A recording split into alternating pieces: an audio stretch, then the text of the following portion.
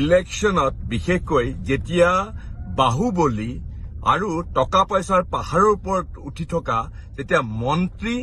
আৰু বিজেপি দলৰ নেতাসকলৰ বিৰুদ্ধে যেতিয়া মই এই যুদ্ধত নামিছো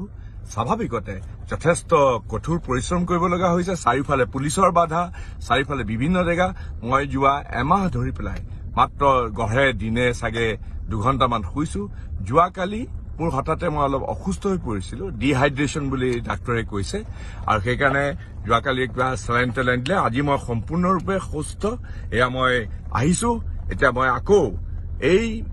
বাহুবলী এই যিসকলে টকা পইচা পুলিচ বাহিনী আৰু বিভিন্ন ধৰণৰ